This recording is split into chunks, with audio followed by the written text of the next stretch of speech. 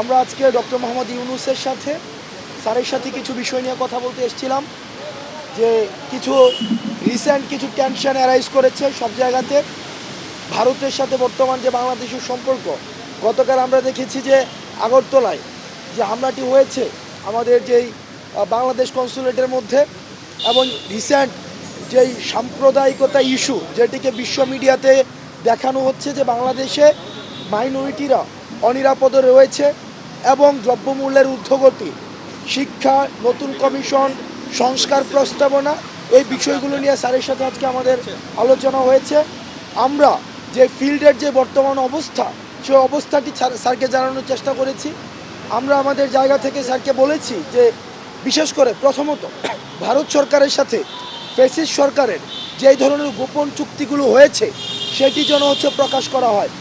ফেলানি হত্যাসহ সীমান্ত যতগুলো হত্যা হয়েছে সেগুলোর জন্য বিচার নিশ্চিত করা হয় এবং পানির যে ন্যায্য হিস্সা সেই হিস্সাটি যেন বাস্তবায়ন করা হয়, এবং আমাদের যেই বাণিজ্যিক যে সম্পর্কটি রয়েছে ভারতের সাথে সেই সম্পর্কটি যেন ন্যায্যতার ভিত্তিতে হয় এবং সেটির মধ্যে যেন ডিগনিটি থাকে।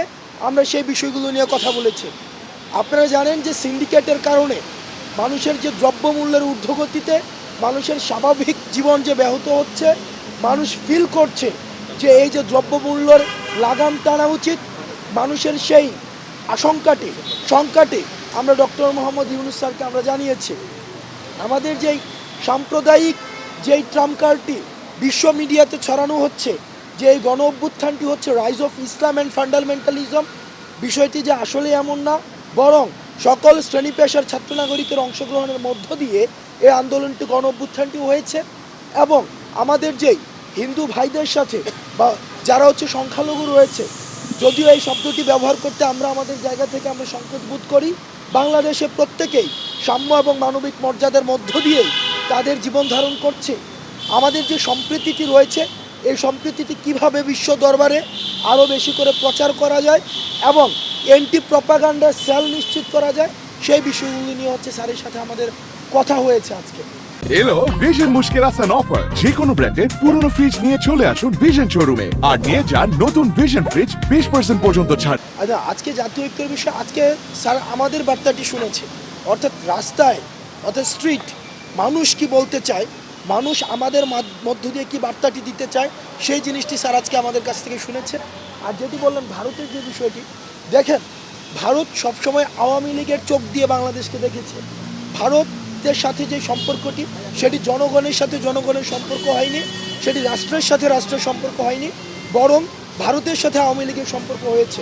আমরা স্যারের কাছে আমরা জানিয়েছি যে ভারতের সাথে বাংলাদেশের ফ্যাসিস্ট সরকারের যেই অসম চুক্তিগুলো হয়েছে, গোপন চুক্তিগুলো হয়েছে, সেটি যেন প্রকাশ করা হয় এবং পানির যে ন্যায্য হিস্সা রয়েছে সেই হিস্সাটি যেন বাস্তবায়ন করা হয়। ফেলানি সহ যেই আমাদের সীমান্তের যেই হত্যাগুলো করেছে সেই হত্যাগুলোর যেন বিচার নিশ্চিত করা হয় এবং বাণিজ্য যেটি রয়েছে বাংলাদেশের সাথে সেটি যেন ন্যায্যতার সাথে হয়, সেইটির ব্যবস্থা যেন করা হয়। এবং আমরা বারবার বলেছি ভারতের জনগণের সাথে আমাদের বাংলাদেশের জনগণের কোনো ধরনের বিমাতা সুলভ সম্পর্ক নেই, অ্যান্টাগনিস্টিক কোনো সম্পর্ক নেই, বরং ভারতের যে সরকার একদম বছরের পর বছর 1.5 যুগের বেশি সময় ধরে বাংলাদেশকে নিয়ন্ত্রণ করার জন্য আওয়ামী লীগকে অস্ত্র হিসেবে ব্যবহার করেছে। আমাদের যে প্রশ্নটি, আমাদের যে অস্বস্তিটি হচ্ছে সেই জায়গাতে আমরা ভারতের কাছে আমাদের ছাত্র নাগরিকদের কাছ থেকে উদাত্ত আহ্বান জানাবো, ভারতের সাথে বাংলাদেশের যে সম্পর্কটি সেই সম্পর্কটি যেন জনগণের সাথে জনগণের এবং সেটি যেন রাষ্ট্রের সাথে রাষ্ট্রের হয়।